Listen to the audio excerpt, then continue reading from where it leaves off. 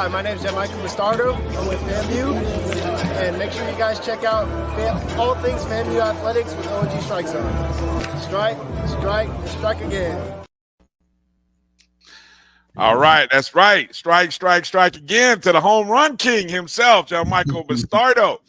And joining us now is our two-time, not one, but two-time Libero of the Year, the baddest defender on the court, the Dean Queen herself, Brooke Hudson. Brooke, thanks for joining us tonight. How you doing?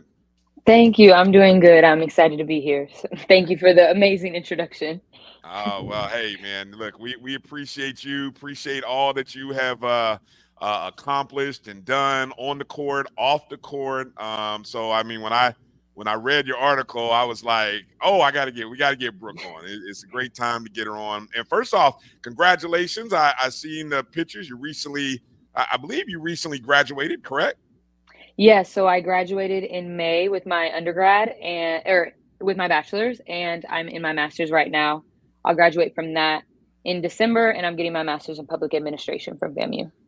Nice. All right. All right. Great deal. Great deal. So let's kind of start with a little volleyball talk before we get into kind of the article and some of the things you're doing. And I mean, we didn't get a chance to talk to you when you came to FAMU, but talk a little bit about the transition of coming from Colorado State, which is where you were, to FAMU. What attracted, and for those of you who, newsflash, if you didn't read the article, it's in the article, but we always like to hear Brooke talk about it. So talk a little bit about the transition of coming to FAMU and what was it that attracted you to FAMU? What did you hope to accomplish or want to be able to achieve at FAMU? Yeah, so I mean, like I said in the article, I loved my time at Colorado State. I really think I took that necessary step to grow as really a human being and like an adult outside of being in Houston. And so I got my offer from Colorado State when I was in 8th grade. So I had been around Colorado State for a long time after the year 2020 and just the turn that the world kind of took. It was important to me that I put myself outside of volleyball. And I realized that volleyball wasn't the only thing that could take me far. And so I also knew that I wanted to have the chance to play Libero. Like I was the DS at Colorado State, which is the defensive specialist. And I knew that I had the ability to come in and like really be a consistent Libero at a good program. And so I only talked to HBCUs, knowing really the path that I wanted to take. And so my top 3 choices were actually Bethune-Cookman, Tennessee State, and FAMU. And FAMU was my last visit, and I loved the other 2 schools. And I didn't want to choose a school just because of volleyball. Like FAMU was obviously the best volleyball school. They had just won the SWAC. I took my visit the semester after they won the SWAC. And I loved it. I absolutely loved everything about campus, everything about the culture of the team, everything about what GoCon is really doing with the volleyball program. I just fell in love. And I told myself if I loved everything about FAMU outside of volleyball, that was going to be my choice. And I did. And so I committed. I really took the leap. They had won, so I knew it was a good program. But I really wanted to come in, and I knew I could be that leader. And so coming in, that was really the role that GoCon let me take on. And I helped alongside Isis Williams, who is the 4-year captain of FAM. But I really knew that I had the volleyball experience coming from a program. My freshman year at Colorado State, we finished top 10 going into the NCAA tournament. We went undefeated in conference, and we went 28-2 on the year. We lost 1 game, and it was the first game of the season, and the second loss was in the NCAA tournament. So I had that volleyball experience, and I had that leadership ability. I just needed the platform, really. And FAMU gave me that. We won back-to-back in 2022, sweeping the entire SWAC conference, and I won Libero of the Year. And I actually broke the record at FAMU for single-season digs. And I found out on Twitter. So I was on Christmas break, and I was scrolling, and Josh had like put out a tweet that I had broken the record, and I was like, oh my gosh. And I texted him, and I was like, is this true? And he was like, yeah, so sorry I didn't tell you before. So that was really cool. and then I knew I had a COVID year. So it was really all getting into the master's program. And if I got in, I was going to take it. And I got into public administration master's program, took my 5th year, came up short in the conference tournament, but won Libero of the year again, broke the record again. And I really finished my volleyball career in the light and in the space that I wanted to finish it in. And I knew that I was bigger than volleyball, and the impact that I had could be bigger than volleyball. And I think FAMU let me become the woman and the activist that I am today. And I am forever grateful. I am now a club volleyball coach. So I coach 17-year-olds and 15-year-olds, and a few of my kids, I'm like trying to push to get recruited to go to FAMU, and really just speaking into, I know volleyball is a predominantly white sport, and showing little Black girls that you can be a good, passionate, loud, and aggressive volleyball player and do it well and still get the national recognition that you deserve. And doing it at an HBCU with other people that look like you is the best feeling in the world. Beautiful. Well said. Well said. Go ahead, Kelvin. You're on mute. You're on mute. I want to know what brought about your passion for looking beyond just the sport. I know you have the love for the sport because you're teaching the sport. Mm-hmm. But what I mean, you talk about the Trayvon Martin situation, but just in general, what gave you this passion of activism? So I am mixed. My mom is white and my dad is Black, but the moment that I can remember, my dad instilled in me that when I walk outside, I am Black in society.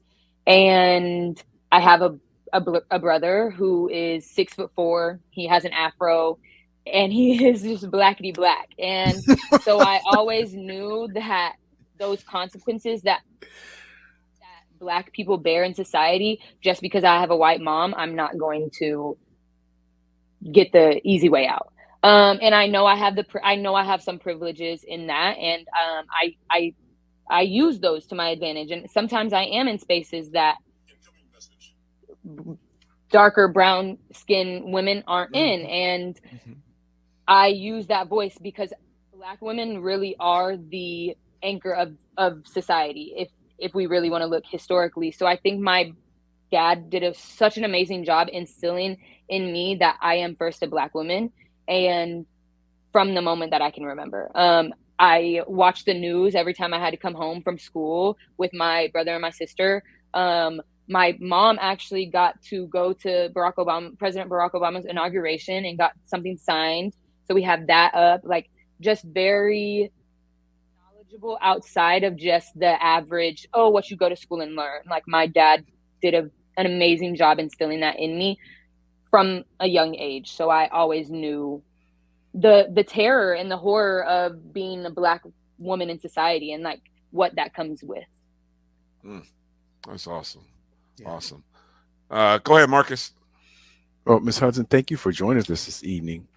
Can you talk about how, and I'm making an assumption here, the cultural changes or cultural shifts between growing up in Houston, attending college in Colorado, and then coming to FAMU has shaped who you are and the drive to be such a progressive person as it relates to making sure that you stand up for those and stand up for what you believe in?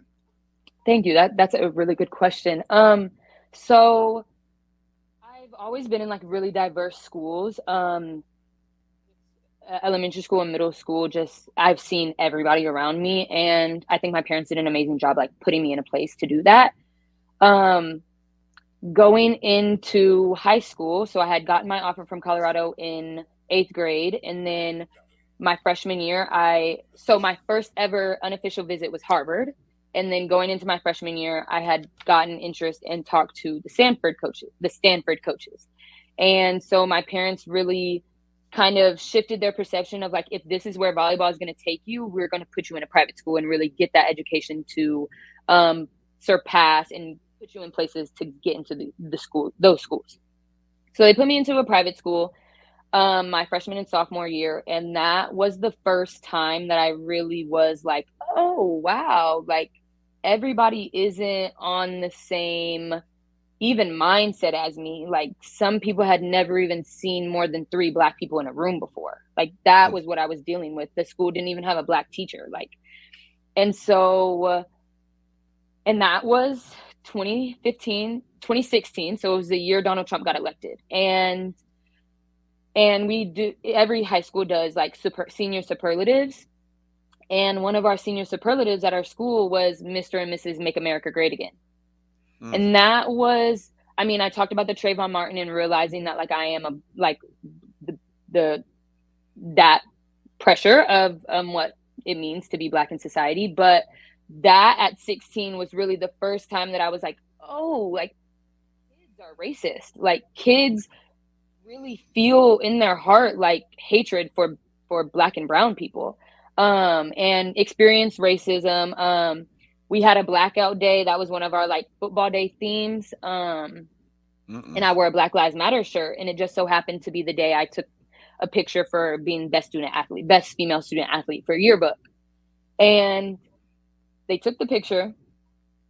I got called to the dean's office and I got detention because I got dress coded. And then they blurred out the Black Lives Matter in the yearbook picture. It was just a black shirt.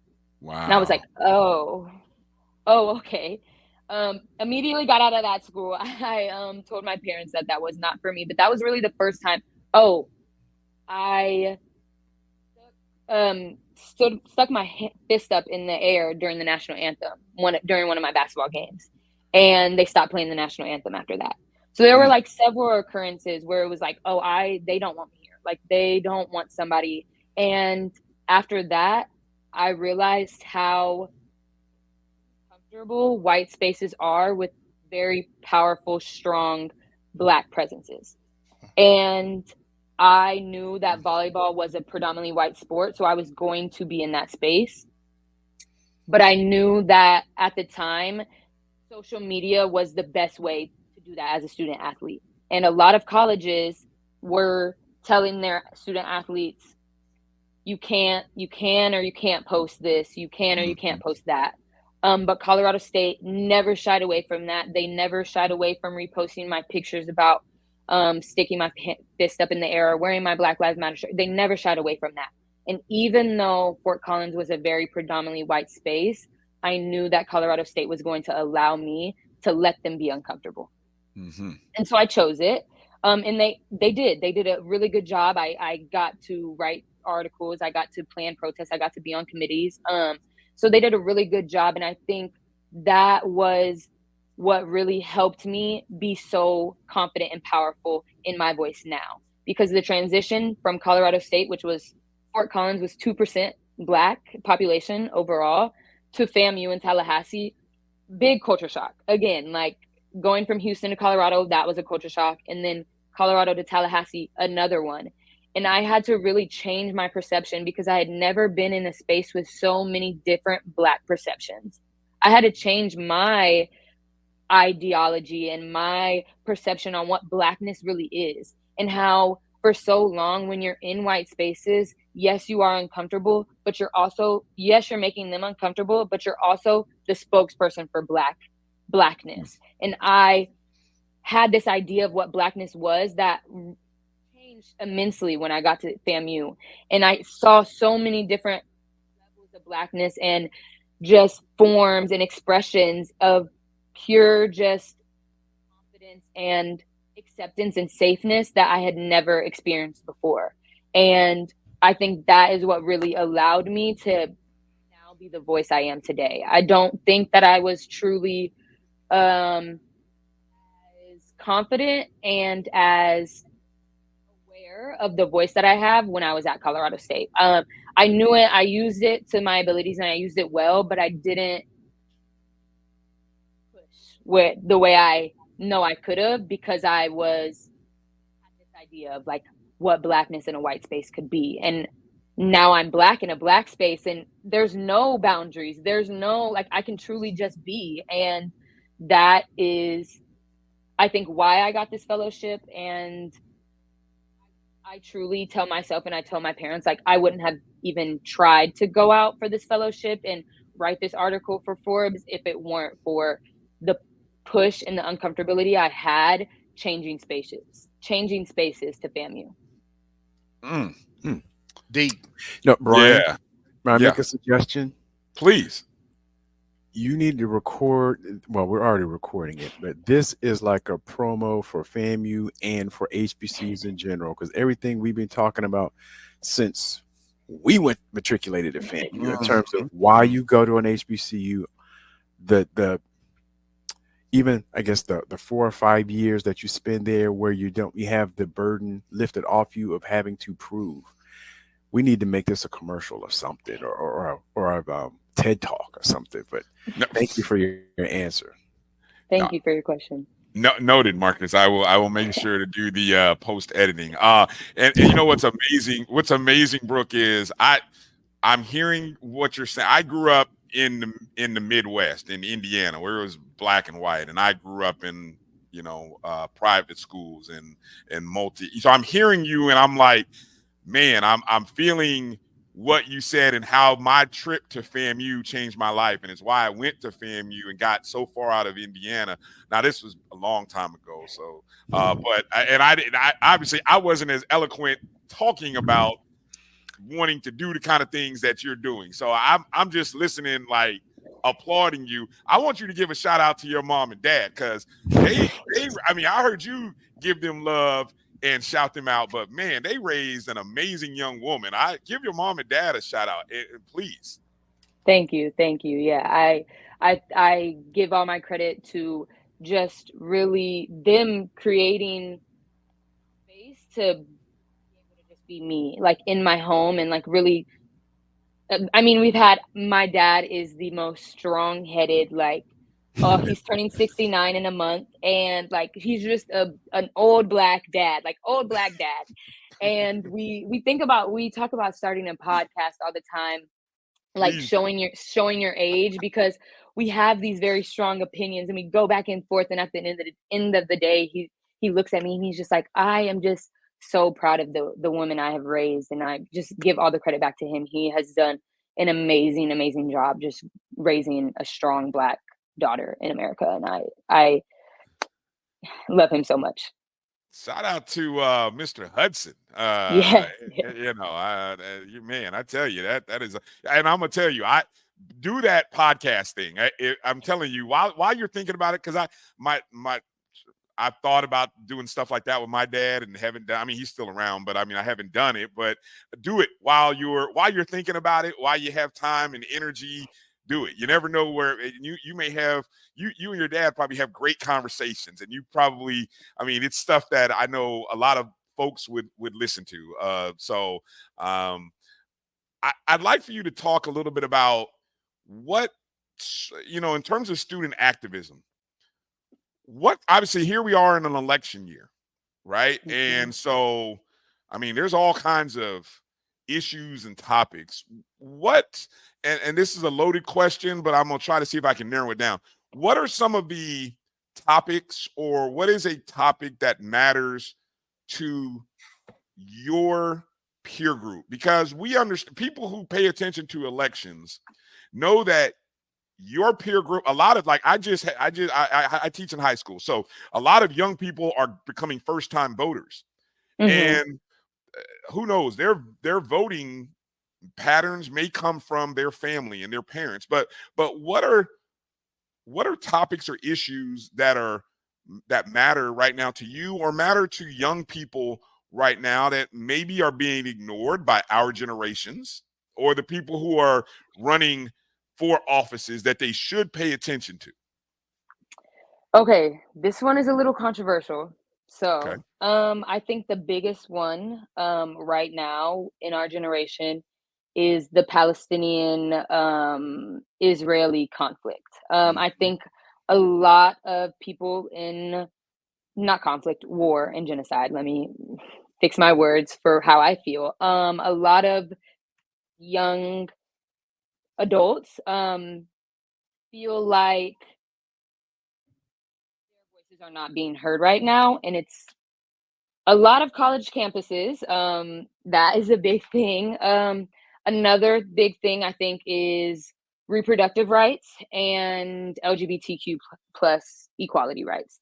Obviously, Black Lives Matter, that whole movement is still a big movement within us, but I think those four are really like the driving force.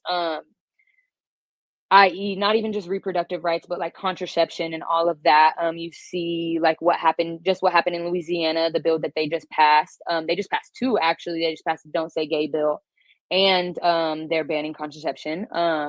Florida, the Freedom Summer, Ron DeSantis banned any lights from a government building that aren't red, white, and blue in reaction to Pride Month. So I think those, I mean, you see what's happening on college campuses with the Israeli and Palestinian war. So I think those are the biggest that matter. And I also am a gay Black woman in America. So I think those two things are really the biggest things that matter to me. I do say, in the way my dad raised me, is like, we can't really fix the problems overseas that we want to fix until we fix the problems here. And we have a lot of marginalized groups here that aren't even being talked about, let alone sending millions and billions of dollars to. So, I mean, just look at the HBCU funding, like billions of dollars are going away from HBCUs, but we can send billions to Ukraine, and we can send billions to Israel. Like those problems that are infrastructure, like those problems that we can fix here. I think we're really seeing our generation realize those problems and realize that, oh wait, but we are sending billions of dollars to over there. Like, I'm paying taxes for the first time and I didn't get any money back, and I'm like, what? Like, and so that, I think that is the biggest thing of like, oh, I'm an adult and it really doesn't feel like y'all are listening to me right now. So I think you'll see those conversations and those debates within the younger population of like why some people don't want to vote for Biden. Not saying I am 100% voting for Joe Biden in this November, but I think the push and pull of like, he's not listening to me, but they aren't either. Like, what do I do, and where do we stand as a population, and where do we stand as our voices matter too? So that, I think, is a big issue going into November. Thank you. Happy Pride, by the way. Yeah, shout out. Kelvin, go ahead. I want to switch back to the volleyball, the sport. You've had a chance to experience volleyball at a Power 5 conference and at HBCU, and now you're coaching young ladies. What do we need to know as alumni and fans of HBCUs? What do we need to know in order to push our program so that it can be consistently competitive with the bigger programs? Yeah, I think. Okay, I'm not on the volleyball Hey, team you anymore, can so say I it, can bro. say Hey, Brooke, this. I can Brooke, say don't this. hold back, Brooke. Don't hold back, because look, we spill it all here. So we tell the truth on the O&G. So tell the truth. This is a safe space. Amen. Okay. I think being in the same season as football does not do us justice. I think we are consistently overlooked when we consistently put up the numbers, and sometimes other sports that get that recognition, i.e. football and basketball, don't see that money and see those gifts and see those Nike bags, and we're back-to-back SWAC champs and we didn't get a Nike bag. Like, it's, or we won conference and we got the extra slides that football got for winning the West or whatever side they were on. They didn't even win the whole thing, and we got their extras for winning back to back. I think it's little stuff like that. We have coaches where Power 5 in Florida, we played Florida in the NCAA tournament. They have 6 coaches and a strength coach. Sometimes we don't even travel with a trainer. Like, we had to get our own ice for ice baths the weekend of the conference tournament. Like, those things that other schools have just at their leisure, volleyball, FAMU has, but volleyball doesn't get, because it goes to the biggest sport. And have LeBron as a sponsor of basketball, I know, but he wants to repost everything athletic wise, but not give any money to the first school, the first sport that brought a SWAC championship to you. Like, it's little things like that where we don't even have a banner in Lawson. Like, those things, the recognition is not investment. Like, the recognition is not there. So it's hard to then continue to get those transfers and to continue to get those freshmen that are in the top 100 in their recruiting class, because they come on campus and we don't even have running water in our showers. Like, how do we compete with even a PV who has a fully funded weight room and a fully funded, like, those things? It's like, we see that money going into athletics, but we don't see it going into volleyball. And even then, like, there's sports under us that really don't see it. And so it's like, I'm so glad football finally won and won the HBCU national championship. Like, I'm so glad that FAMU athletics as a whole is getting that recognition, but there were people before them that did it and we haven't seen it. And so it's really hard to then feel confident in an athletic department, because it's like, oh, we're back here too. Like, don't forget us. And so it's just those kind of things really about volleyball. Thank you for that insight. Exactly. Thank you for that. Because we try to shine a light on as many of our athletic programs as we can, and so I think the more alum and alumni get a chance to hear from the coaches and the student athletes, and it means something. And I know you don't have any eligibility, so there's no sweat off your back. You can tell the truth. I mean, we know we love FAMU. We all love FAMU, but we know we got a lot of work to do in a lot of places. So that's why it's so honest to hear that. Marcus, I give you a chance to get the last question in with Brooke.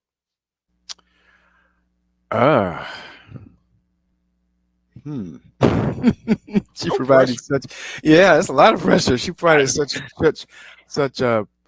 profound answers. I'm hard coming up with a question. Well, let me just throw it back to the sport. For 2024, and now that you're not on the team, but you can look at the team, what are your predictions for 2024? And if you can construct the perfect season, what would it look like? Predictions for 2024. I think FAMU has I think we have a chance to get back on top. GoCon always says we want the SWAC to get better, and when we won back-to-back, other schools looked at us and said, oh crap, what are they doing and how are they doing it? And they've started recruiting to kids that touch 10 foot and middles that can close blocks and outsides that are very powerful and setters that run a 5-1. So you see the SWAC really starting to up their level of play and competing more competition within the SWAC, and that is what we want. I think if I could construct a perfect season for FAM, it would be getting those preseason wins that we haven't been able to really get under our belt within the last couple of years. I think GoCon does a really good job of like scheduling, and if we win games, our RPI can be pulled up against some of our opponents in the SWAC that will drop our RPI, but we have to get those preseason wins to get that. I'm speaking in foreign terms to some people, but RPI is like the math that they do for NCAA tournament. Yeah, okay. So when you get those preseason wins against teams that have won their conference and all that stuff, it really helps the math, because when you play a Mississippi Valley or you play an Alcorn, like that really lowers your numbers. So I think finally seeing those preseason wins again, because I think they'll be completely fine in the SWAC. You see SWAC volleyball is getting rid of their clusters. So that'll be a good thing for the athletes as well. Those clusters were awful. We played 3 games in 48 hours. We had one game last season. We played at Texas Southern. We didn't get finished until 1:15 a.m. in the morning, and we lost. That was ridiculous. Oh my gosh, salty about that. But so you see they're getting rid of that, which is better. So you see a more consistent travel schedule. So I think they'll be fine in the SWAC. I think Jackson returns a lot of their players. They won, but they are coach retired, so we don't know what's going to happen there. PV is always a good competitive program now. With you see T.O.'s daughters, they're starting outside. Then Graham got a Power 5 transfer, Libero, and Bethune got a transfer from FAMU. So it's really, there's competition all within the SWAC, but I think they're gonna match up well in SWAC. It's all about how they do and finding their lineup early within that preseason schedule. Okay. Well, thank you very much. Bro, Thank you. That was awesome. Hey, look, I'm gonna put this out there before. Hold on, go ahead. I know what Marcus is gonna ask. I bet. Go ahead, Marcus. Go ahead. I bet I was gonna beat you to the punch. Go ahead, say it. What are you doing this fall? I knew it. I knew that's what Marcus was gonna say. I was gonna beat him to the punch. Hey, look. We it out there to be a volleyball analyst for the ONG Strike Zone. Brooke. Exactly. If you want in the fall, if your time and schedule allows, we'd love to have you on. Sometimes we always talk volleyball every week, but we'd love to have somebody with your expertise and knowledge. And I'm sure you'll check the games out and go if you can. Of course. Hey, we'd love to have your analytical view on the show to talk about the team and maybe other stuff, whatever other stuff. Yes, of course. Just reach out whenever. I coach volleyball. That's my full-time job. I'm a director at a volleyball club. So really reach out whenever, and let me know. It's done. It's done. You are now minted, friend of the ONG, our volleyball analyst, Brooke Hudson. There you go. They're making it official. Wow, Brooke, man, it is a pleasure to talk to you. I'm going to give you the last word. Any shout outs, anything you want to plug, anything you want to put on our radar to watch or read. The time is yours. I'm going to give it to you.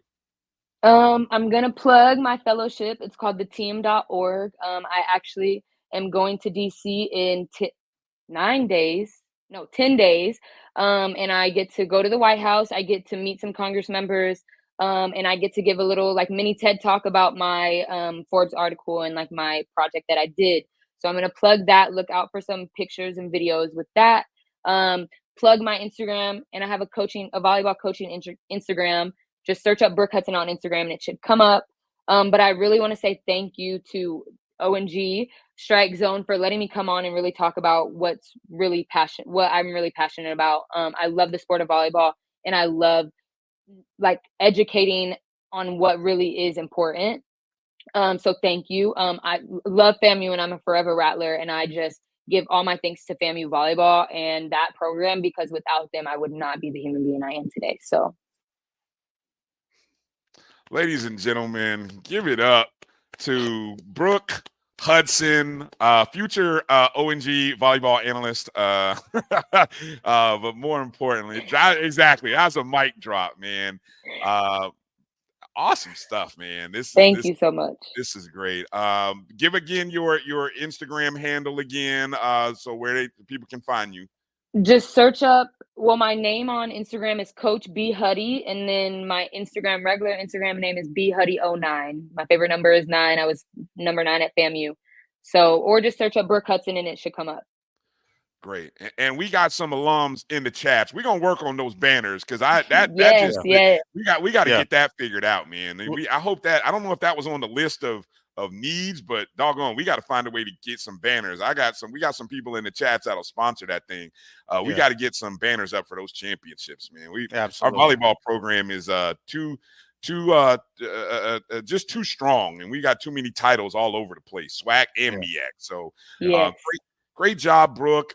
Congratulations on the article. Again, I enjoyed reading it. Hopefully everybody got a chance to check it in the chat. I will post it one more time in case you just joined us and didn't get the link, but it's on Forbes. Again, the title of the article is Being a Student Athlete Helped Me Find My Voice as a Student Activist. Forbes.com. So again, Brooke, thank you for your time tonight. Again, props to the parents doing a great job. Shout out to all the coaches, and good luck with your here. I got a final question for you on the way out. Tell us the SWAC place and opponent that you least liked. Ooh, okay. I'm gonna be real messy here. Opponent, Alabama State. The rivalry, all of it. Love playing them, but hate losing to them. Place, probably Bethune. Bethune is up there. The gym, the lights, the low ceiling, all of it. But we always get to go to the beach, so I will always like going to that trip. But the gym is just awful. There you go. Beautiful. I love it. Shot anytime we can throw a quick little shot to Bethune, it's all good. Always. Appreciate you, Brooke. Thank you. Thank you so much. All right. Take care. All right, ladies and gentlemen, Brooke Hudson. What an awesome interview. Yes. Brooke. Shout out. And I think we secured a volleyball analyst for the fall. So that's awesome. I was right there with you, Marcus. I knew when I heard her break that down, I was like, oh, we gotta who's gonna ask the question? Is it me? If Marcus wasn't gonna ask it, I was gonna ask it. So I'm like, we gotta ask her. That's awesome. Awesome stuff. Okay. Coming up right after this short commercial break, Vaughn Wilson's going to join us, FAMU Sports Hall of Fame and HBCUGameDay.com. We got a couple things to talk to Vaughn about. How am I being messy? Come on, guys. I'm not being messy. I haven't even started yet. Just hang tight, though. It might get messy. I don't know. We'll see. We'll see. Let's talk to Vaughn in a second. You're watching the ONG Strike Zone right here on the Black College Sports Network. We'll be back in just a moment.